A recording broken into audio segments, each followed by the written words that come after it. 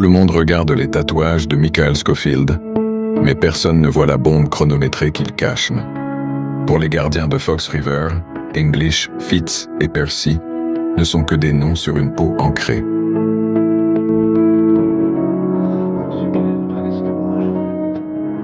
Pendant que Michael prépare son coup, le bureau du directeur Pope devient le théâtre d'une guerre froide. Sous pression, Pope voit débarquer les agents du service secret. Pourquoi une telle obsession pour un simple ingénieur? Le mystère est total. Ni Pope, ni les agents Kellerman et Hale ne saisissent encore l'ampleur du génie de Scofield.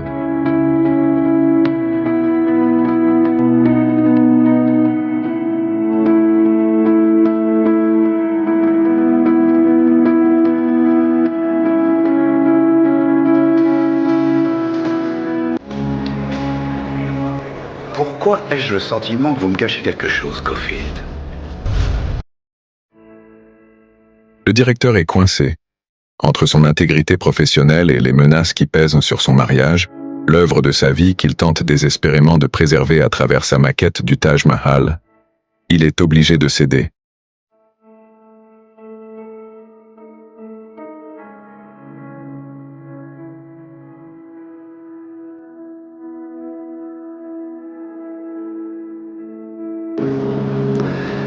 Vous êtes transféré. À cet instant, le génie de Scofield vacille. Son regard dévie vers le fond de la cellule. Derrière le lavabo, le trou est là, caché par un simple morceau de métal et beaucoup d'espoir. Si Pope fait un pas de plus, si son regard s'attarde sur le mauvais écrou, c'est fini. Tout le plan, les années de préparation, le destin de Lincoln, tout part à l'eau en une seconde. Le mot lui manque. Pour la première fois, Michael ne sait plus quoi dire. Le silence devient son ennemi.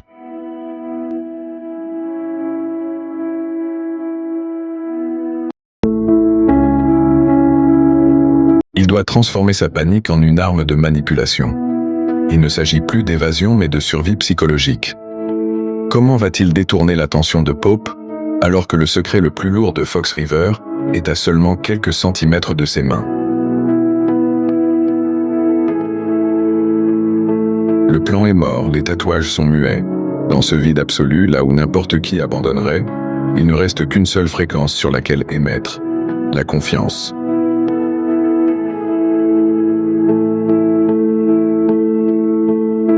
River n'est plus un simple bruit de fond, c'est un compte à rebours vers la mort. Alors que la pression des services secrets se referme sur le directeur Pope comme un étau, une pièce de puzzle surgit de l'ombre. On ne parle plus de tatouage ou de move, mais d'une preuve irréfutable. Ou presque. Montre Lincoln Burroughs, l'arme au poing, abattant le frère de la vice-présidente. Tout l'accuse. Mais pour l'œil exercé, pour celui qui cherche le génie dans le détail, quelque chose cloche. Des anomalies invisibles au premier regard commencent à trahir la mise en scène. Un pixel qui saute, une ombre qui ne suit pas la lumière du jour, un enregistrement trop parfait pour être vrai.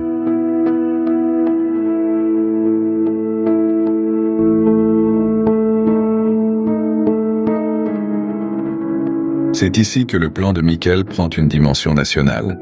Ce n'est plus seulement une évasion, c'est une course contre une conspiration capable de falsifier la réalité elle-même.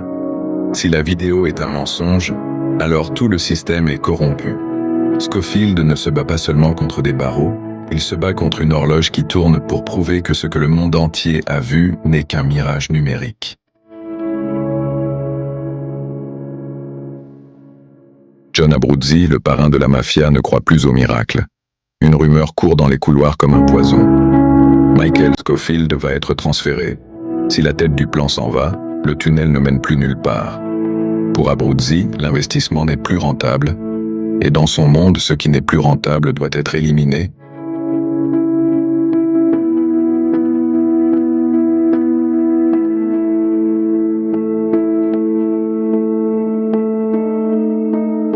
Le temps presse. Entre les préparatifs de départ et les lames qui s'aiguisent dans l'ombre, Michael doit jouer son dernier atout. Il doit transformer cette erreur de parcours en une démonstration de force.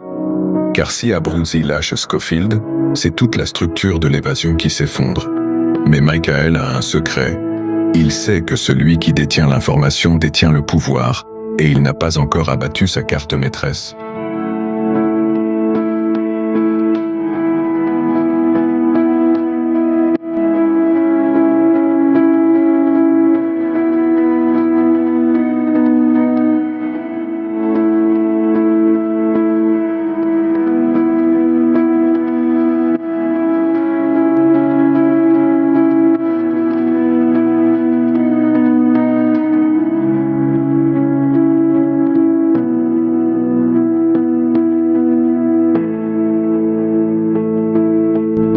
Sachez que M. Scofield ne sera plus un problème pour nous. L'évasion ne s'arrête pas au mur.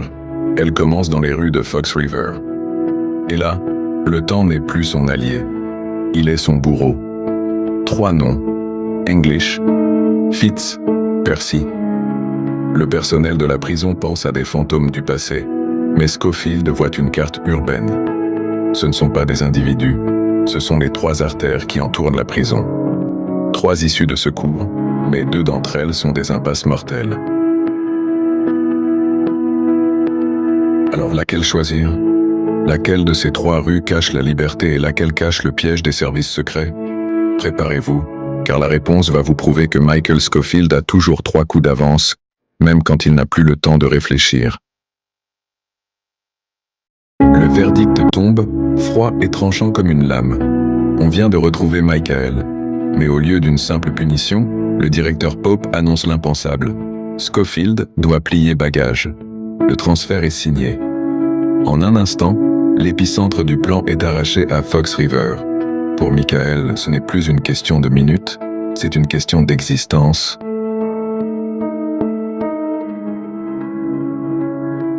Est-ce vraiment la fin? Ou est-ce que, dans les décombres de ce désastre, Michael va trouver l'étincelle de folie que même son génie n'avait pas prévue?